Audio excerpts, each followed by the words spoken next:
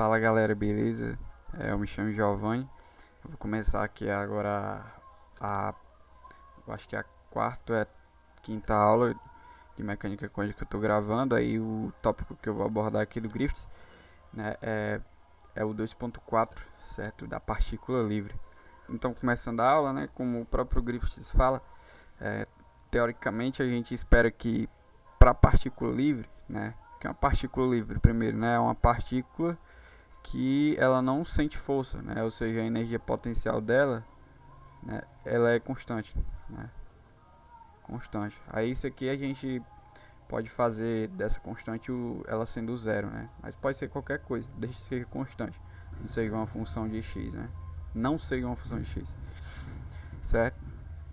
Então, como o Gris fala, a gente espera que esse caso aqui da partícula livre, né, ele seja o caso mais trivial, mais simples, mais comum, mais só que não é bem assim, né? Não é como a gente espera. Beleza? E a gente vai ver o porquê disso, certo? Então bora começar. Como eu disse, a partícula livre ela tem energia potencial constante, né? Por quê? Porque quando a gente faz o dv dx, isso aqui dá zero, né? Porque isso aqui, o negativo disso aqui é a força. Então ela não sente força nenhuma, essa partícula. Então essa energia potencial a gente pode tornar ela, né, o valor que a gente quisesse, desde que ele seja constante, desde que ela seja constante, né? E aí a gente geralmente usa, né, essa energia potencial sendo zero, né, por questão de simplificação, né, de simplicidade. E aí a equação de Schrödinger, né, para um potencial desse jeito fica assim, ó. Eu tenho aquela parte lá, né, o menos de a equação de Schrödinger é independente do tempo, certo? Para uma energia específica. E aí eu tenho aqui a psi. Aí mais aqui eu tinha o V, né? O potencial vezes o psi. Só que o potencial eu estou convencionando sendo zero, então não vai ter aquele termo lá. E aí aqui a gente vai ter o E, que é a energia da partícula, vezes o psi de x. Aí é o seguinte, ó. Como eu disse, isso aqui é a equação de Schrödinger independente do tempo. Então a gente vai começar, como eu já falei em outras aulas, né, a equação de Schrödinger independente do tempo para uma partícula com energia definida, uma energia específica. Então a gente vai começar pensando em resolver a equação de Schrödinger para uma partícula com energia definida, uma partícula livre, né, energia potencial constante e com energia definida. Só que ó, essa energia aqui, se a gente lembrar, ela é o que? É energia cinética mais energia potencial, mais o V. Né? Isso aqui é constante e a gente está considerando esse sendo zero. Então, sendo assim, né, essa energia, é só quem? Só a energia cinética, né? É o P quadrado sobre 2m, tá entendendo? Beleza? Então, aqui eu vou estar chamando de E, né? Mas sabe que essa energia é puramente energia cinética, beleza? Então a gente está olhando para esse caso, uma partícula com energia definida, né, específica, uma partícula livre com energia específica, né? E essa energia, obviamente, é a energia cinética, porque a energia potencial é zero. Então vamos resolver essa equação de Schrödinger, é fácil, né? Eu posso passar o 2m para cá e jogar cortado do quadrado para o outro lado também. Fica assim, ó. Passa o sinal de menos também. 2m sobre h cortado do quadrado, esse precisa de x. Tá só assim, né? Aí eu posso chamar esse cara aqui, ó. Dizer que k, né, k ao quadrado é igual a 2m sobre h cortado ao quadrado, né? Isso aqui é positivo, claro, né? Porque essa energia é energia cinética, e a energia cinética é sempre positiva, né? Então por isso que eu posso chamar isso aqui de um k ao quadrado, né? Porque todo número ao quadrado é positivo. Claro, todo número real ao quadrado é positivo. E aí, feito isso, né, eu tenho que a equação de Schrödinger fica assim, ó. É igual a k menos k ao quadrado de psi, né? Então é uma função, uma função periódica, né, cuja solução essa aqui, ó. É o A, né? Seno de kx mais o B cosseno de kx. A gente tá cansado de ver isso aqui, né? No caso do oscilador harmônico simples. Basta tu derivar isso aqui duas vezes, tu vai ver que de fato vai ser menos k ao quadrado vezes o psi. Aí, ó, a gente poderia usar essa solução aqui, né? Beleza, claro. Né? Só que é mais conveniente aqui para discussão a gente usar essa daqui, ó. A combinação linear de exponenciais imaginárias. A vezes é elevado aí kx mais b vezes é elevado a menos i kx. Você pode derivar isso aqui duas vezes e de fato vai ser solução também. Então é esse cara aqui que a gente vai usar. Aí se a gente lembrar, né, a gente tem... Isso aqui é a parte dependente só de x, né, certo, da nossa função de onda.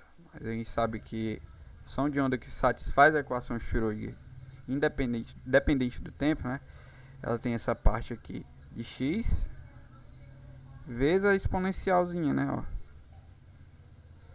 para uma energia E, né. Então, que é o estado estacionário, né. Então, esse estado estacionário aqui, para esse valor de energia, né, ele é quem? Ele é o A vezes E elevado aí kx E elevado a menos t sobre h cortado, mais o B, eu já estou substituindo esse psi de x aqui dentro. E aí eu já estou aplicando o distributivo desse E logo, dessa exponencial aqui, né. Então, E elevado a i menos i kx vezes E elevado a menos i t sobre h cortado. Aí eu posso fazer assim, ó. Repete a base, somos os expoentes. Fica kx menos E sobre h cortado t, né? Mais b vezes E elevado a menos i kx mais E sobre h cortado t. Beleza?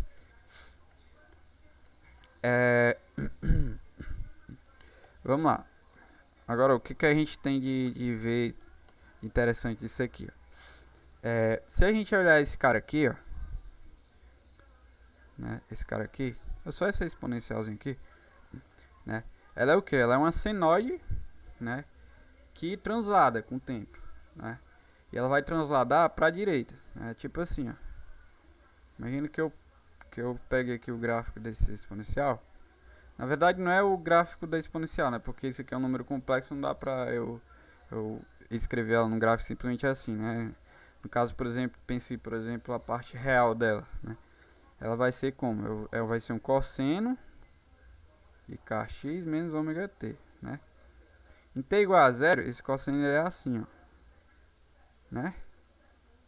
Onde aqui é o x, certo? Em t igual a zero, né? Só que à medida que o tempo passa, né? Esse cara aqui, ó, esse pico aqui, por exemplo, né? Ele vai pra cá, por exemplo, né? Aqui por um tempo qualquer, certo? Né? Por quê? Porque aqui, ó, era em x igual a zero, em t igual a zero, quer dizer, né? Certo? Em t igual a zero, né? Eu vou ter o que? Só cosseno de kx, né? Aí em x igual a zero, por exemplo, eu tenho esse pico aqui, né? Agora em t, eu vou ter o que? Cosseno de kx menos ômega t, né? Esse ômega aqui eu tô botando, mas é basicamente esse h cortado aqui, ó. É sobre h cortado, né? Que é um ômega também, né? Tô só para não precisar escrever o E sobre h cortado, né? Pois bem, voltando, né? Aí nesse caso aqui, no instante de tempo t, né? Esse pico ele já translada para cá, né? Por quê? Porque quando esse argumento aqui ele for zero, né? Ou seja, cosseno de zero igual a 1, eu tô falando desse pico aqui, né? Certo? E aí isso aqui só vai acontecer quando o quê? Quando o kx for igual a menos ômega t, né? E aí o x for igual a menos ômega t sobre k, né? Beleza? Então essa quantidade aqui, ó, né? Esse pico aqui, ele transladou, né? Essa função toda ela transladou. E aí ela deslocou essa quantidade aqui, né? Ó, menos não, né? Tem esse sinal aqui não.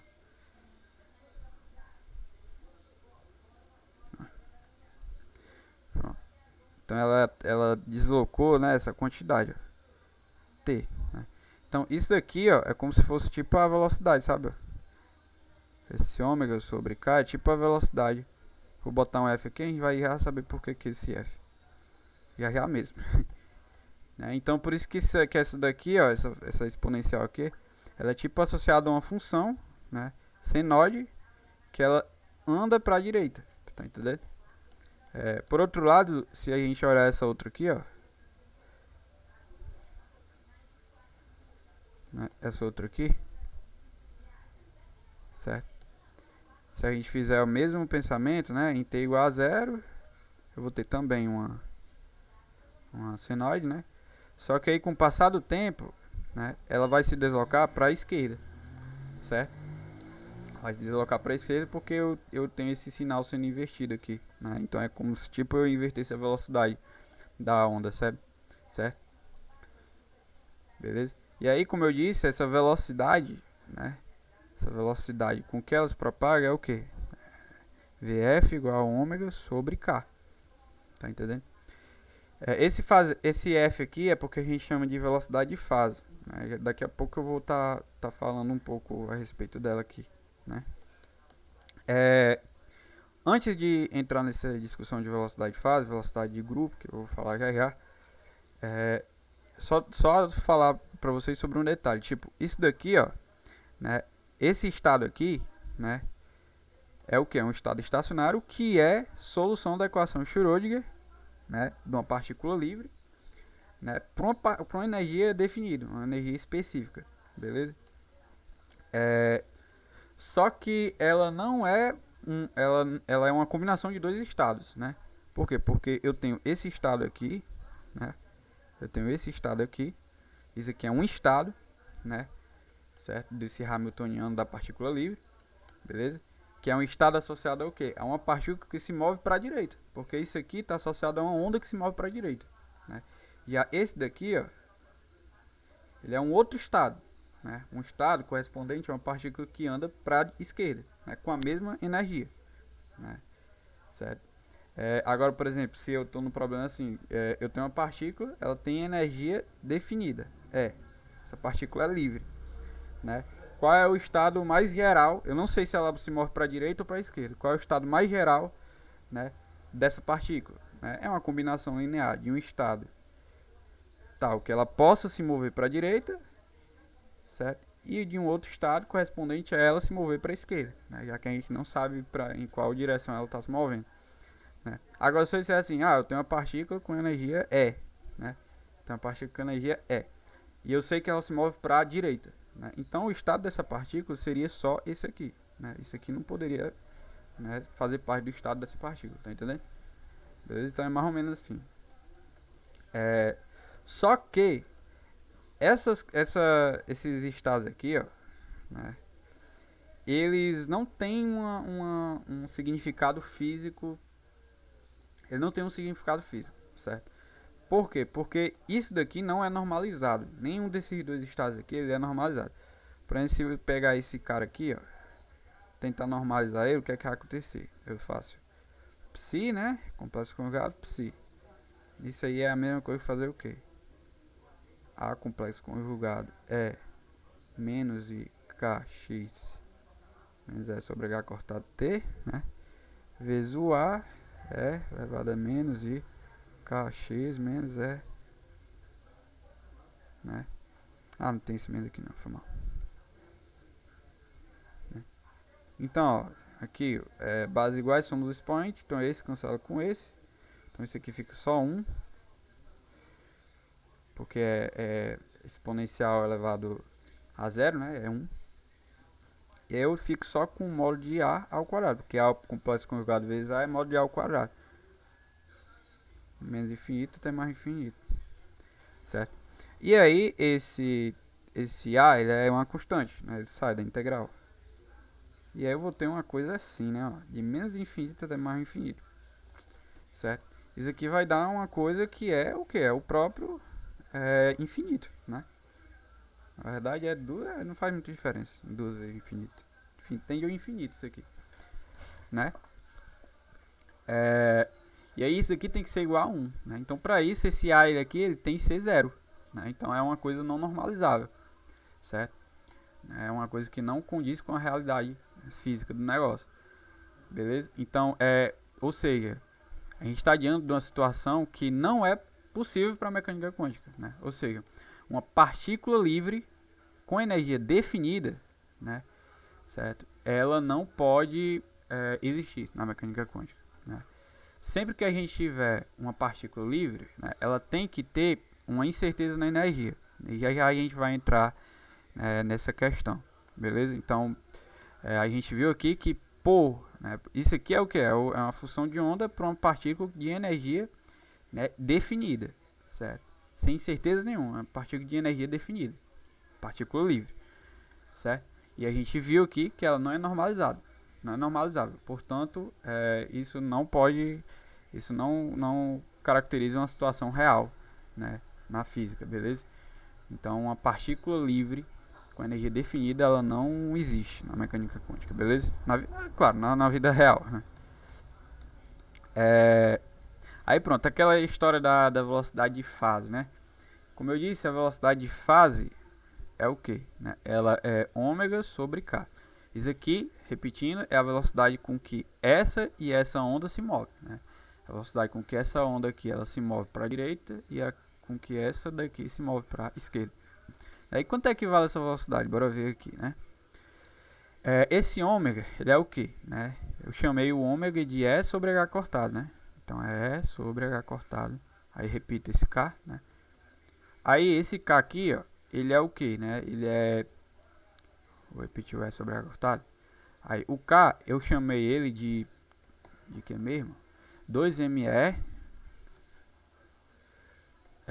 ou melhor, o K ao quadrado, né?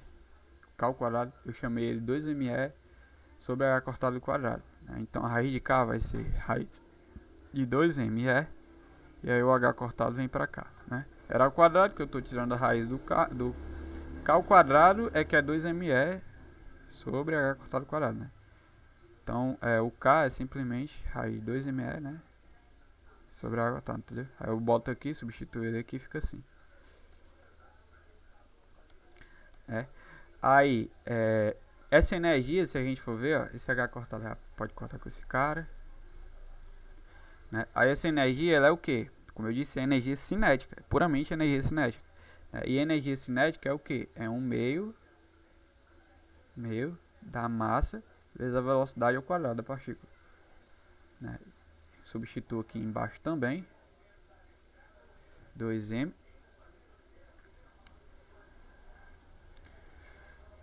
E aí eu vou ter aqui 1 meio. Eu estou substituindo energia pelo 1 meio de mv2 v ao quadrado. Tá entendendo? Aí aqui, ó, vai ficar esse 2 corta com esse 2. Isso aqui vai ficar igual 1 meio repete, né? Repete o m, repete o v2 vezes 1 sobre. Aí aqui, ó, fica m ao quadrado, que é m vezes m, vezes v ao quadrado. Aí aqui tira da raiz, fica 1 meio de m, repetindo esse cara. Aí fica 1 meio de 1 sobre m, né? Tiro da raiz e v, né? Aí eu corto aqui, corto aqui, corto aqui, corto aqui. Eu tenho que isso aqui vai ser simplesmente v sobre 2, né? Portanto, ó, essa velocidade de fase, a velocidade das ondas, né, do estado estacionário, ela é o que? Ela é simplesmente a metade, né, da velocidade da partícula, né?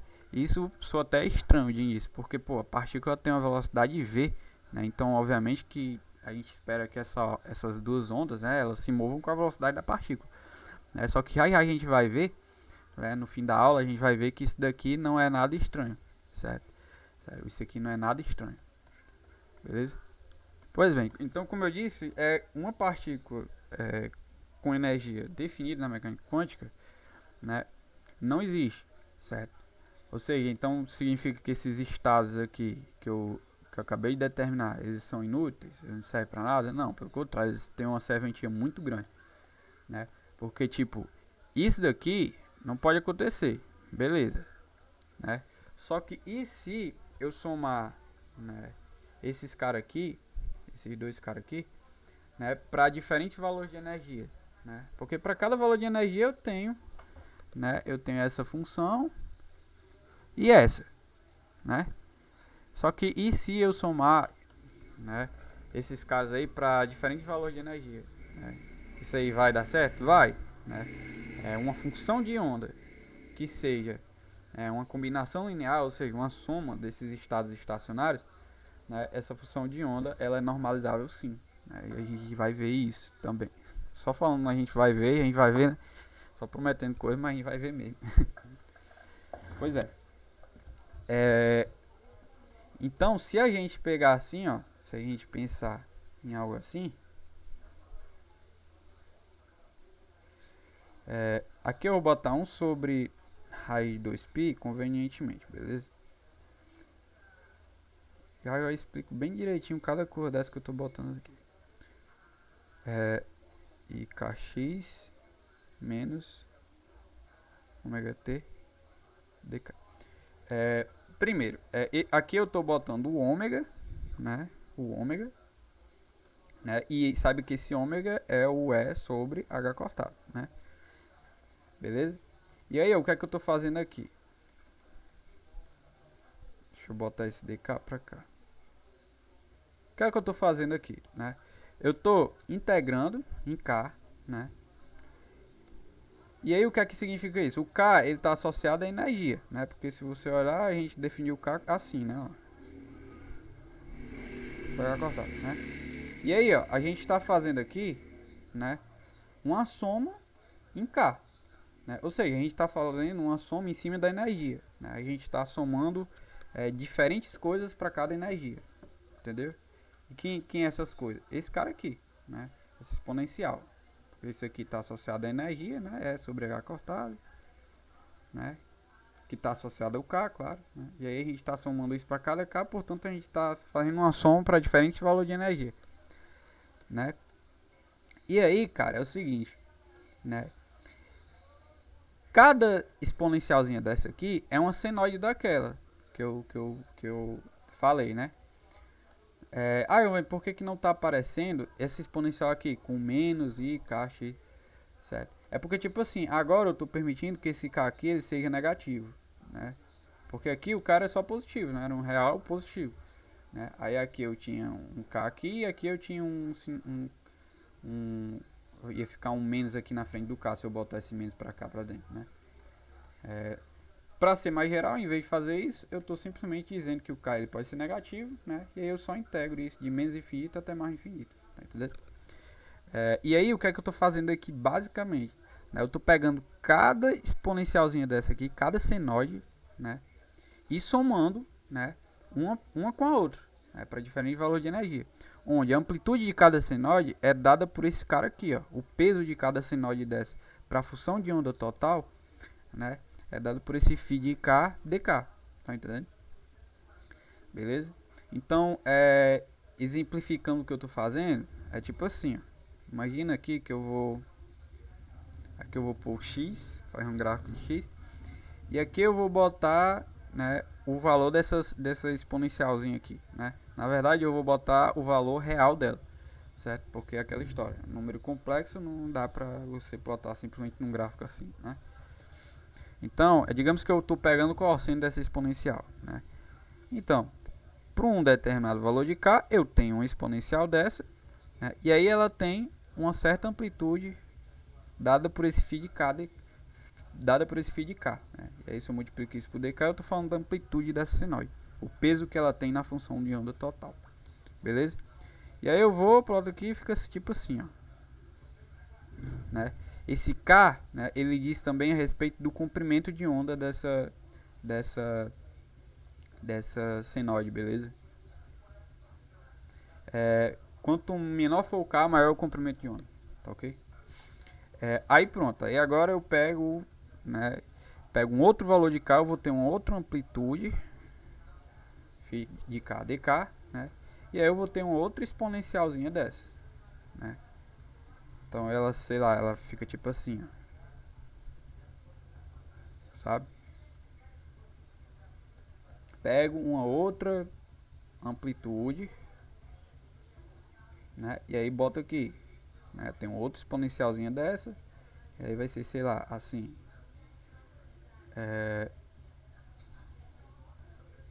comprimento de onda maior, né? E aí o que é que eu tô fazendo? Eu tô somando cada uma dessas ondas aqui para todos os valores de x, né? Quando, aqui eu tô dando o exemplo só com 3, né? Quando eu somar elas, né, eu vou obter algo assim, por exemplo, sei lá, que é só um exemplo, beleza? Do mesmo jeito pro outro lado, né? Beleza? Isso aqui para 3, né?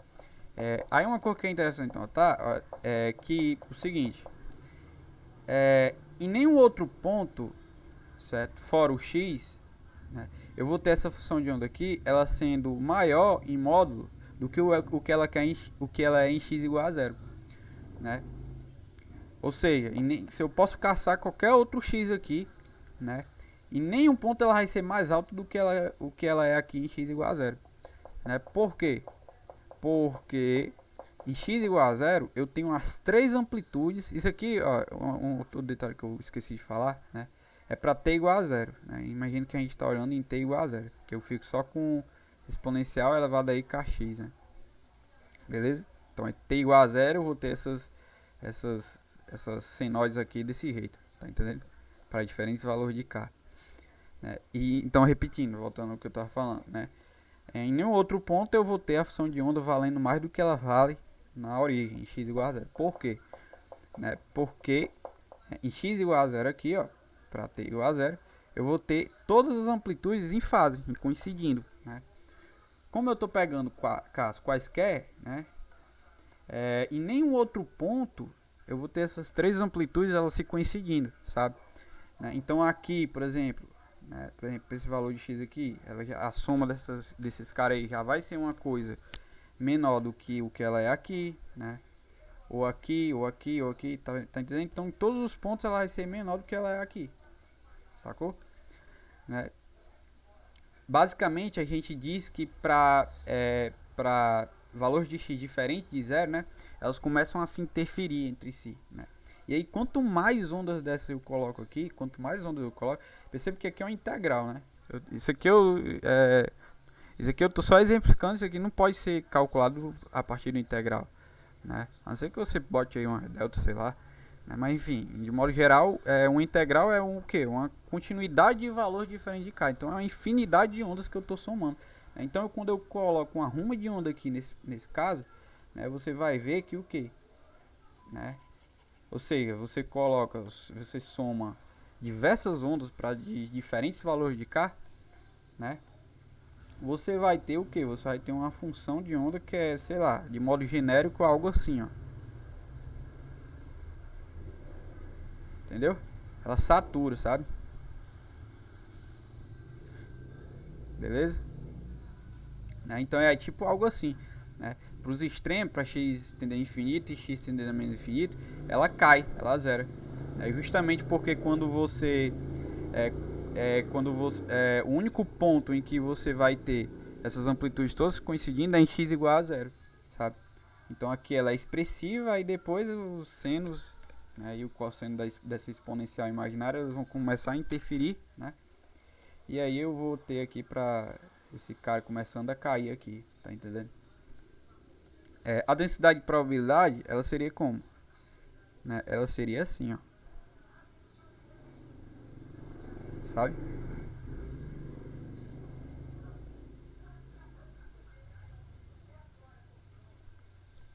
Entendeu? É por isso que uma função de onda, né, que é a combinação linear de várias outras senoides, né, ela é normalizável. Por quê? Porque essa área aqui, ó, ela vai, né, ser finita, né? Se quando eu tendesse infinito eu tivesse mais coisa, aí essa área, né, essa função de onda não era normalizada também, né? Agora como ela cai, então ela é normalizada. Aí dá show. Outra coisa que também é importante falar aqui é se, por exemplo, se eu penso numa soma de ondas cuja amplitude ela só é considerável, né, vamos dizer assim, ela só é forte, né, para poucos valores de K, né, para uma pequena faixa de valor de K, né, o que é que vai acontecer com a função de onda? O que é que eu estou querendo dizer, né? Eu estou dizendo tipo assim, sei lá, eu tenho um K1, né, aí eu tenho uma amplitude assim, né, dada por esse φ de K. Aí, sei lá, para um outro K2, bem diferente desse daqui, essa amplitude já é bem menor, sabe? Ou seja, esse cara aqui, ele só é forte, digamos assim, né? Para uma certa gama de valor, uma certa faixa etária de valor de K, uma faixa etária pequena de valor de K, sabe? Né? Basicamente eu estou dizendo o que? Eu estou dizendo que eu estou somando várias ondas, né? Porém com amplitudes, né, fortes somente para uma faixa etária de valor de K. Né? Como é que vai ser o aspecto da função de onda resultante disso aí? Né? Vai ser tipo algo assim, ó. Ela vai ficar mais espaçada, sabe? Claro, como eu estou somando infinitas ondas, eu ainda vou ter essa característica, né, dela acabar, dela cair em x tendendo a infinito e x tendendo a menos infinito, mas ela vai ser espaçada, sabe? Né? Por que disso? Né? Se a gente pensar em termos dessa soma de ondas, né? Como eu estou somando ondas com amplitudes, ou melhor, como eu estou somando ondas, né? Consideravelmente eu estou somando ondas com Ks parecidos, né? Tipo, eu vou ter essa azul assim, né? Aí eu já vou ter essa vermelha, sei lá, assim, ó. Tá vendo, ó? Ks parecidos, ou seja, comprimento de ondas parecidos. Eu já vou ter essa verde assim, sabe? Como eu estou somando ondas, várias ondas, claro, mas para Ks muito parecidos, né? Essa função de onda aqui resultante, ela vai demorar, né? Eu vou ter que andar muito para eu começar a ter interferências, né, entre esses caras aqui, entre essas ondas, esses estados estacionários, tá entendendo? Então por isso que a função de onda ela é espaçada, né? Por outro lado, se por exemplo, se eu tenho o contrário dessa situação, né? Eu tenho uma amplitude considerada para uma grande faixa etária de valores de K, né? Ou seja, eu estou somando várias ondas, né, e para valores de K muito diferentes, né? Ou seja, eu tenho algo assim, sei lá, eu tenho um azul assim, aí eu já tenho uma vermelha assim, aí eu já tenho uma amarela assim, sabe? Quando eu somar esses caras aqui, ó, né, somar tudo, né? Notem que, de fato, aqui na origem ela vai ser forte, né? Porque eu tenho as amplitudes sempre se coincidindo, né? Porém, eu não vou demorar, né? Não vou precisar andar muito para começar a ter interferência entre essas ondas. Ó. Aqui eu já tenho um pico coincidindo com o vale, né? E tal, tá entendendo? Então essa onda ela vai acabar sendo meio estreita, sabe? Essa onda resultante, né? Saca? Beleza? Então, ou seja, quando eu tenho esse φ de K, né, bem espaçado, né, quando eu tenho esse φ de K bem espaçado, né, a minha função de onda ela vai acabar sendo assim, ó, bem estreita. Eita, que ficou feio. Né? Ou seja, quando eu somo, né, várias ondas para diferentes valores de K, né, essa onda ela vai ser tão mais estreita quanto, tá entendendo? Agora, se esse φ de K ele for bem estreito, né? Ou seja, eu somar ainda várias ondas, só que para poucos, né? Uma pequena faixa etária de valor de K, né? A minha função de onda ela vai ser bastante espaçada. beleza? Né?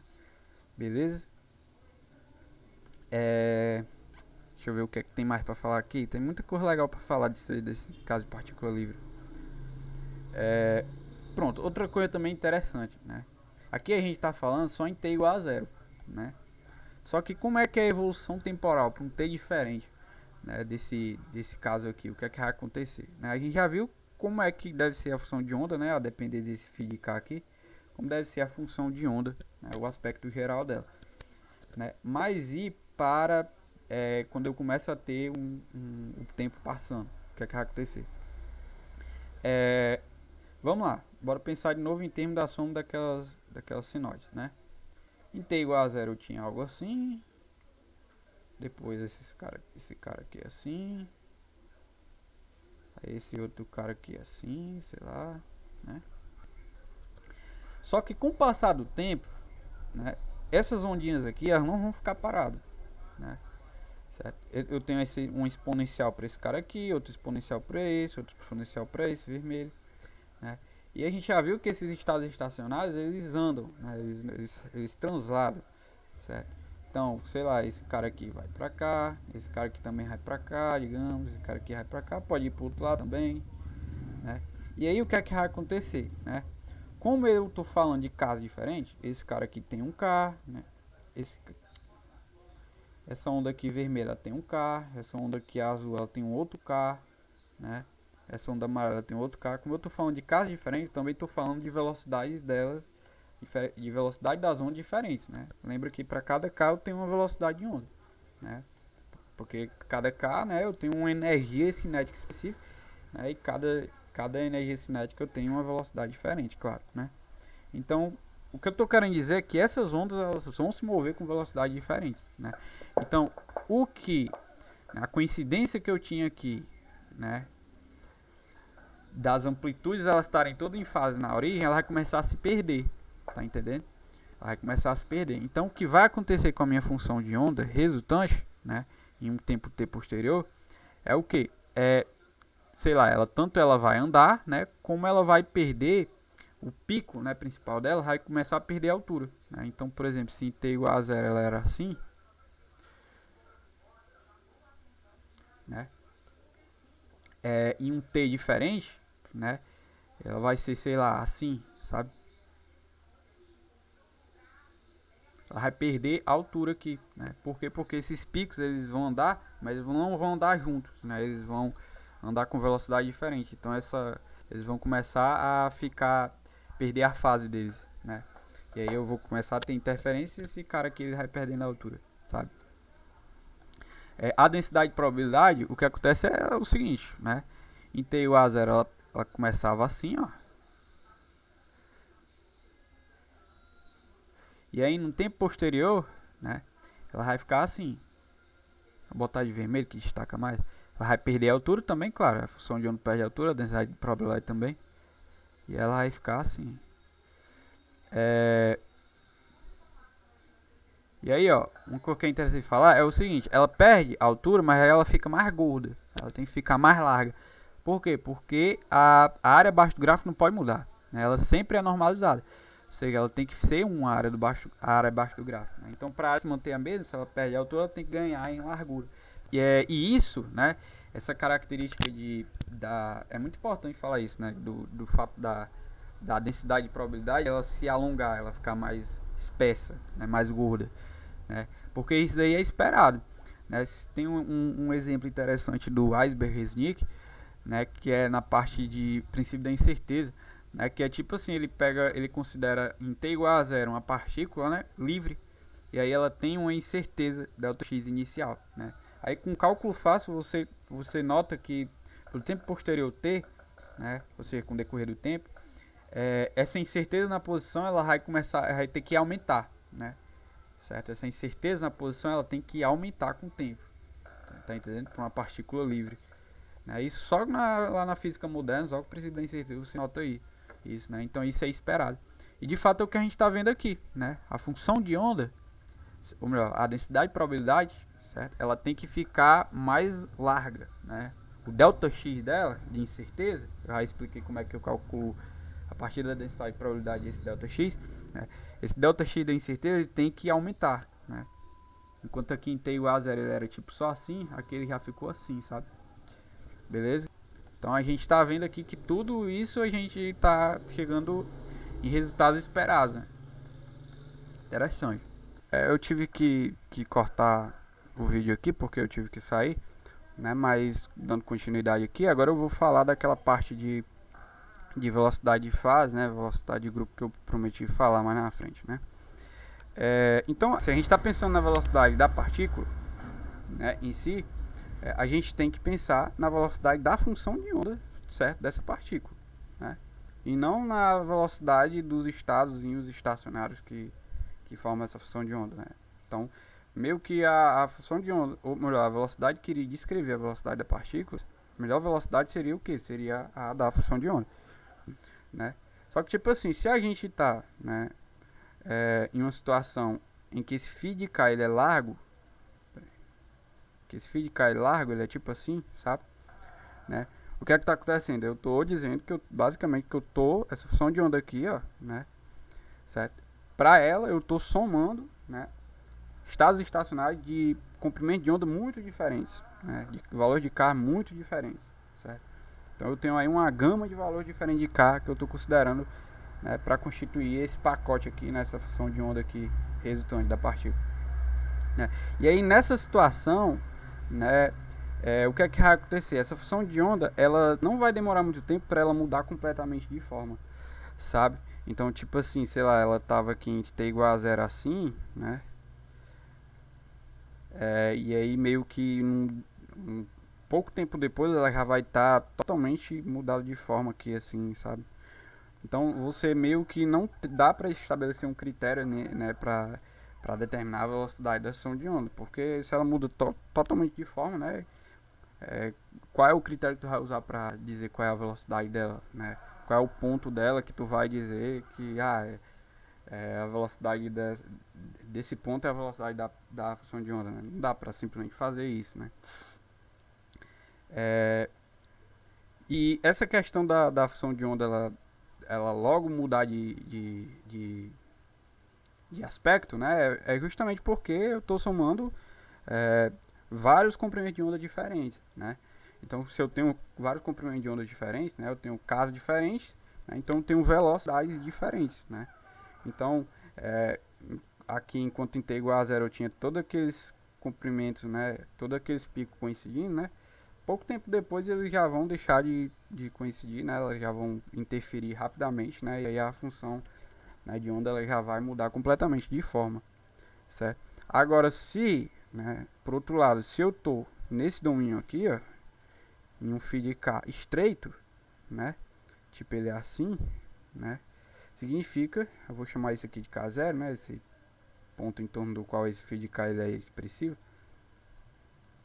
Se eu estou num domínio assim, né, aí não, aí a função de onda vai ser, dá pra gente, né, estabelecer um critério aí, dá pra gente, né, determinar a velocidade com que essa função de onda ela se move, beleza? E aí nesse caso aqui do φ de k estreito, o que é que está acontecendo? Eu estou somando, né, ondas com comprimento de onda muito parecidos, né? O restante eu estou desprezando, por quê? Porque esse φ de k aqui ele é pequeno para valores de k, né, diferentes, desse caso beleza? Então nesse caso aqui, né, essa função de onda, certo? A gente vai ver, né, que ela simplesmente, basicamente ela é transada, né? Por um curto intervalo de tempo depois, né, ela não vai mudar, né, completamente de forma, então ela vai continuar parecidinha lá, né? Então basicamente meio que ela é transada, sabe? Então se ela em t igual a 0 ela tava assim, né? Em um t posterior, né, ela não vai mudar de forma, né? Ela vai basicamente transladar, sabe? Esse pico que tava aqui veio pra cá, né? Então a gente vai mostrar isso, certo? E isso é justamente porque eu estou somando ondas com comprimentos de onda praticamente idênticos, né? Se essas ondas têm comprimento de onda praticamente idêntico, ou seja, Ks praticamente idêntico, ela também tem praticamente a mesma velocidade, né? Porque a velocidade de cada ondinha dessa aqui, se está estacionário, a velocidade delas é determinada pelo K, né? Como eu já disse, que é a velocidade de fase, né? Então, se essas velocidades elas são praticamente idênticas, esses picos, né, meio que vão deslocar igualmente, né? Então, essa função de onda, né, esses estados estacionários meio que vão deslocar igualmente, né? Então, a função de onda ela não deve mudar consideravelmente, né? Pois vamos lá, bora chegar nisso aqui que eu prometi, que é intuitivo, né, da gente imaginar. Então, ó, se esse feed K, né, se esse feed K aqui, ó, ele é estreito, né, a gente não precisa se preocupar com esse integrando aqui para valor de K muito diferente de K0, né, porque como eu disse, né, o feed K ele é assim. Por que eu fui pagar, mano? Né, ele é K assim, ó. Se eu estou pensando num feed K desse jeito, né, para valores de K diferente de K0, né, que não sejam muito próximos de K0, né, esse feed K ele vai ser bem pequeno, né, vai ser muito menor, né. Ou seja, essas contribuições dessas parcelas aqui da integral para esses valores de K, né, diferente de K0, né, vai ser praticamente nula, certo? Então só vai importar, né, a contribuição dessa integral aqui para valor de K próximo de K0, né. Ou seja, então a gente tem que olhar para esse integrando aqui, né, para esse integrando próximo, né, para valor de K próximo de K0, certo? E é isso que a gente vai fazer. Então, esse ômega aqui, ó, lembra que ele é o que? Né? Ele é função de K. O ômega ele é função de K. Por quê? Porque ele é igual a energia sobre H cortado, né? E aí a energia, né, ela é o que? Ela é, a gente, em termos de K, né, a gente chamou o K ao quadrado assim, né? Ó, 2mR sobre H cortado quadrado. Né? Então a energia é H cortado quadrado sobre vezes K ao quadrado sobre 2m, né? Isola aí aqui e dá isso. Aí eu tenho 1 sobre H cortado daqui, que sobrou. Então eu corto esse cara com esse. Fica sendo simplesmente H cortado K ao quadrado sobre 2m. Então o ômega em função de K ele é assim, ó. Certo? Então já que a gente vai estar interessado só para valor de K próximo de K0, né? É legal a gente aproximar em série de Taylor esse cara aqui, né? Em torno de K0. Então como é que a gente faz aqui essa aproximação, né? Ômega de K ele pode ser aproximadamente o que? O ômega aplicado em K0, né? Que é o primeiro termo da série de Taylor, aí mais, né? Aí a derivada dessa função aqui, né? A derivada desse ômega de K com relação ao K, né? Aplicado em K igual a zero, porque, ou melhor, em K0, né? Porque é o ponto em torno do qual a gente está aproximando a função. Vezes a diferença, né? O K menos K0. Aí aqui eu vou ter outros termos, né? 1 sobre 2 fatorial, vezes derivada segunda do ômega, aplicado em K0, vezes K menos K0 quadrado. Aí mais outros termos, né? Aí daqui em diante, ó, daqui em diante, eu vou dizer que isso aqui é aproximadamente zero, porque essa diferença aqui, K menos K0, é bem pequena, né? Porque eu estou olhando só para o valor de K bem próximo de K0. Então isso aqui é bem pequeno e ela valeu ao quadrado aí que é pequeno mesmo, né? Então eu vou estar meio que preocupado só até aqui, ó. Então esse ômega de K, ele é aproximadamente isso daqui.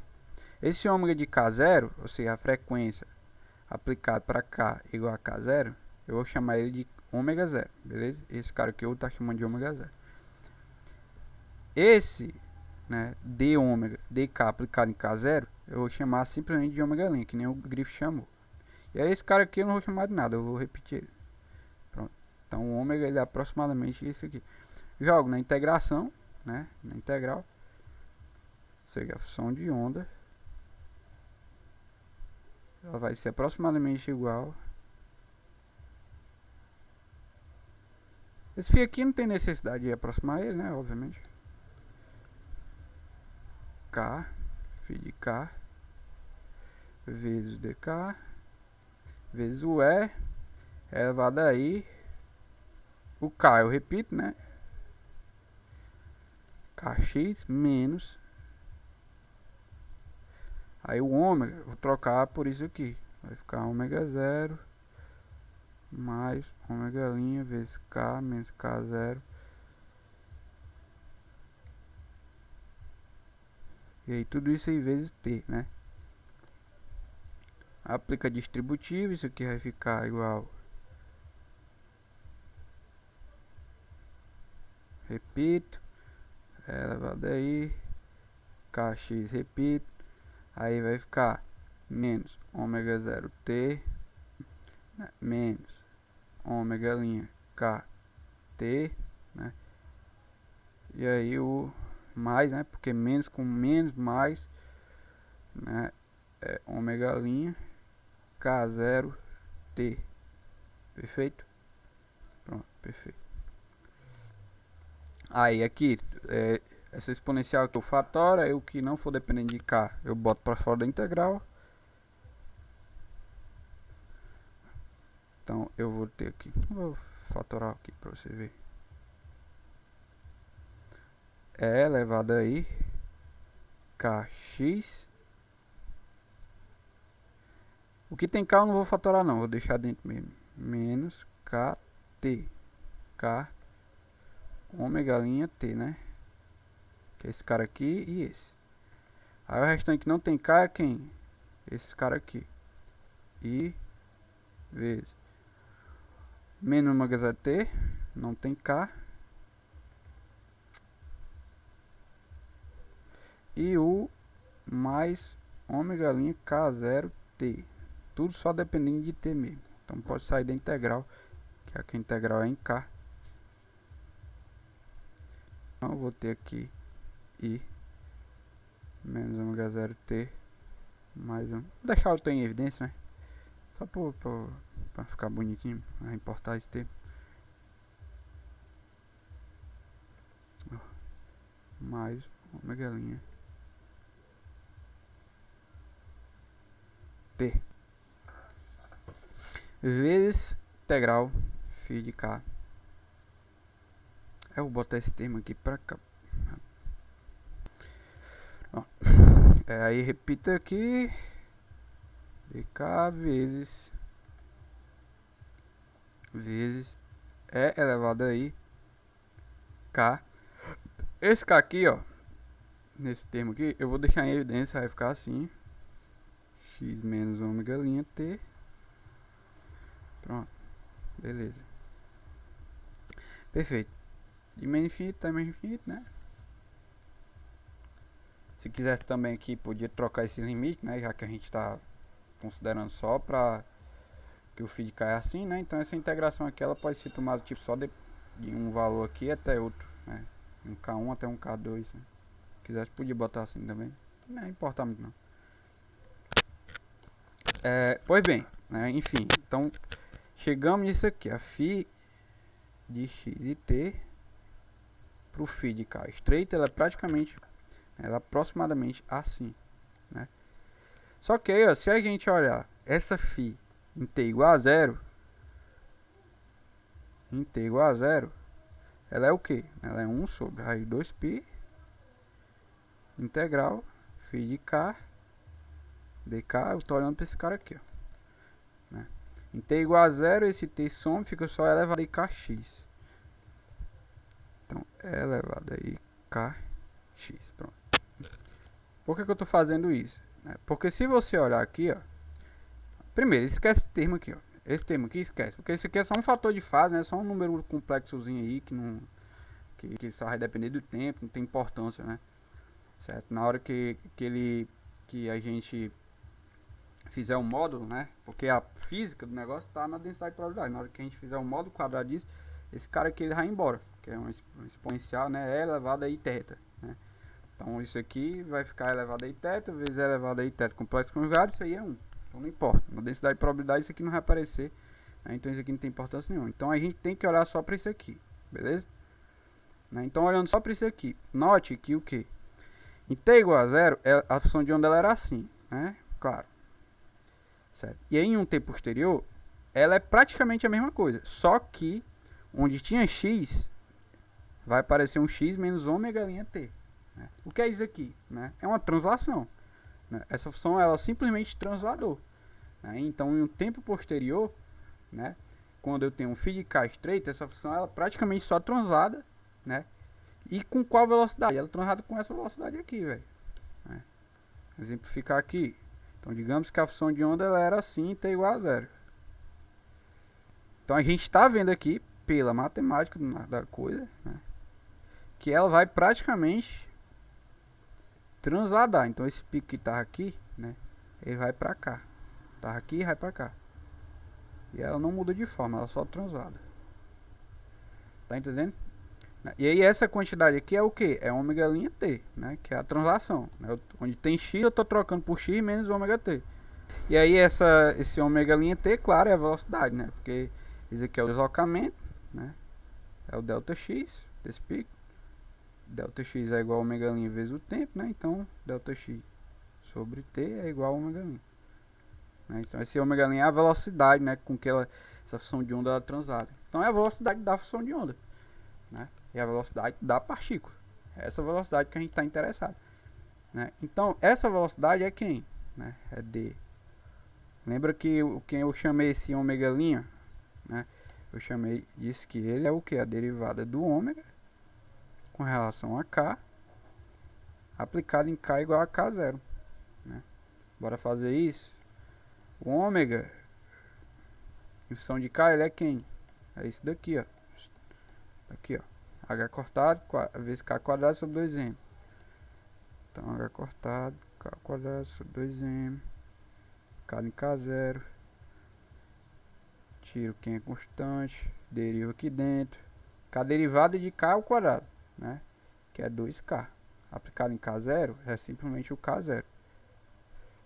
Pronto. 2 corta com 2. Fica simplesmente igual a H cortado K0 sobre M. Né?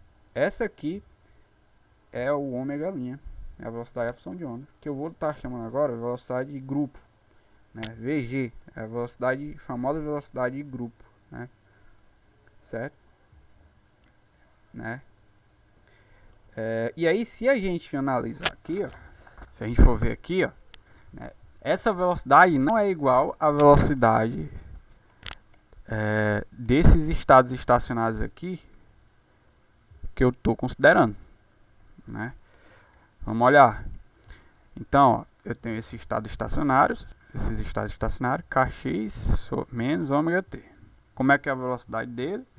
É o k, o ômega, né? Sobre k, né? Só que esses estados estacionários eu tô, como eu estou dizendo, né? Eu estou olhando para eles só para valores de k muito próximo de k0, né? Para valores de k praticamente iguais, né, a K0, porque o φ de K ele é expressivo só em torno, né, só em torno desse ponto K0, né? Então eu vou olhar para o que? Para o K igual a K0, né? Então ou seja, é o ômega com K aplicado K0 sobre K0. Isso aqui é a velocidade, né, desses estados estacionários constituintes da função de onda total da partícula, né? Então isso daqui é igual ao que, né? O ômega de K0, certo? O ômega de K é assim, né? Como eu já disse, H cortado, K quadrado sobre 2M, né? E aí isso aqui, para K igual a K0, vai ser H cortado, K0 quadrado sobre 2M. Então, H cortado, K0 quadrado sobre 2M, vezes 1 sobre K0 que tem aqui, né? Corta aqui, corta aqui. Isso aqui vai ser, ó, diferente do que era o VG. 2M, né? O VG é H cortado K0 sobre M. Esse cara já tem um fator de 2. É a mesma coisa, só com um fator de 2 aqui embaixo, né? Ou seja, isso aqui é a velocidade de grupo. Então isso aqui é 1/2 da velocidade de grupo, né? A velocidade de fase, né? Eu chamo isso aqui de velocidade de fase, né? Que é a velocidade dessas ondazinhas, né, ou dos estados estacionários para esse valor de K, né? E aí essa velocidade é 1/2 da velocidade de grupo, né? Ou seja, é metade da velocidade da partícula, né? Por que velocidade de grupo, Giovanni? Porque, né, eu estou falando da velocidade da função de onda, né, da partícula, certo? Da função de onda da partícula. E a gente sabe que a função de onda é um grupo, né? É uma soma de estados estacionários, certo? Desses estados estacionários aqui, ó. É uma soma desses estados estacionários. Por isso que eu chamo grupo, né? Porque a função de onda, né, é o conjunto, né, a soma desse conjunto aqui de estados estacionários. Tá entendendo? Então a função de onda total, ela tem essa velocidade de grupo aqui que eu já determinei. VG. A velocidade de fase, não. A velocidade de fase é o que? A velocidade de cada estado estacionáriozinho desse, né, aqui que eu estou considerando para somar, né, para a partícula. Ah, Giovanni, mas os estados estacionários, para cada carro tem um estado estacionário, ou seja, para cada carro tem uma velocidade. Beleza, mas como eu estou falando aqui de um φ, né, de um φ de K estreito, né, eu estou olhando só para esses estados estacionários aqui, com valor de K próximo de K0. Né? Ou seja, eu estou falando de estado estacionário com praticamente a mesma velocidade, né? Ou seja, com praticamente o mesmo valor de K0. Né? Então eu olho em torno dessa velocidade, desse K0 aqui, tá entendendo? Certo? E é basicamente isso, né? Essa distinção entre velocidade de fase e velocidade de grupo, né? Acho que eu mastiguei bastante até aqui, né? Outra coisa, só um detalhe que eu era até para ter falado antes, eu acho, né? Quando eu introduzi aqui essa função de onda, né? Dada essa função de onda aqui, dada por essa soma, né? Que é tipo assim, ó. Bora para t igual a zero aqui. Em t igual a zero ela é assim, né? 1 sobre raiz de 2π. É só para não tá entrando, esse t não tá entrando na discussão, né? 1 sobre 2π vezes integral de φ de k elevado a i kx, né? Então, veja que esse... não sei se você já chegou a ver, né? Transformado de Fourier. Basicamente, esse φ de k aqui, ó, né? Ele é a transformada de Fourier dessa função de onda, né, da partícula. Certo? Por quê? Porque, lembra da transformada de Fourier, né? Se a gente tem uma função de x, né? A gente pode escrever essa função assim, né, ó, como uma φ de k vezes e elevado a i kx vezes dk, né? E aí, se a gente quiser, né, dada essa função aqui, a gente quiser saber quem é a transformada de Fourier dela, basta a gente pegar e fazer o truque de Fourier, né, que é basicamente multiplicar por um exponencial nos dois lados, né, por exponencial de menos e elevado a i kx, tem que ser um k diferente, né? Se eu não me engano, né? E aí integra em dx, se eu não me engano, né? Algo assim. E aí quando tu faz isso, tu nota que esse φ de k, ele é simplesmente 1 sobre a i 2π vezes a própria função f de x que tu conhece, digamos, né?